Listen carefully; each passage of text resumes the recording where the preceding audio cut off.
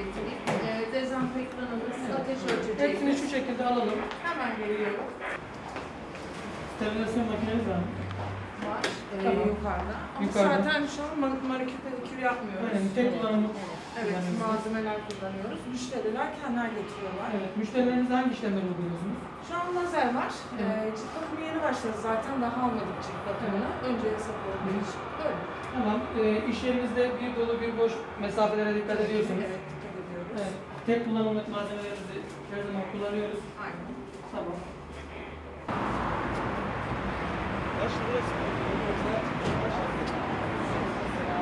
İyi günler. Kolay gelsin. Bir denetim sağlayacağız. Tek kullanımlık malzemelerimizi görmek istiyoruz. O tek kullanımlık havlunuzu vesaire onları görüyoruz. Bunları kullanımsız ama iş yerinde görmek istemiyoruz. Tamam mı? İşte müşteriniz için kullandığınız tek kişilik havluları görmek istiyoruz. Aynen bu şekilde tek kişilik malzemeler kullanıyorsunuz. Tamam. Günlük bu şekilde kullanıyorsunuz. Normal havlu istemiyoruz. Üstüne vesaire kullanmıyorsunuz. Dezenfektanını her müşteriden sonra muhakkak sağlıyorsunuz. Tam bu şekilde iş yerinde sosyal mesafeye dikkat ediyoruz. Denetimlerimiz de sürekli bir şekilde devam edecek. Evet. Yani biz gün içerisinde yarın tekrar denetimlerimizi sürecek. Sizden duyarlılık istiyoruz. Bugün Gel kardeşim.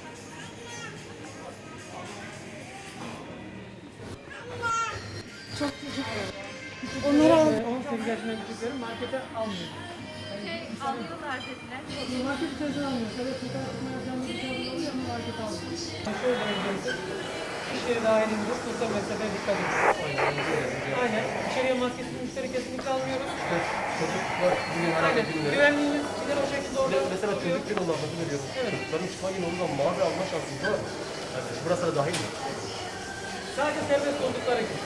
Sadece sebep. Evet, ama maskesiz kimseyi almıyoruz içeriye. Güvenliğimiz yine kapıda duruyor.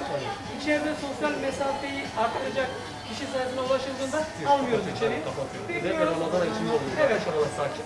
Evet. 10 yılda sıkıntımız yok. Kafalarını kapatıyoruz. Şimdi fiyatlarını da kontrol edeceğiz. Tamam. Şu farklı ürünlere de bak sadece hani zaten onun hepsi aynı. Yoğurt falan yağ tabii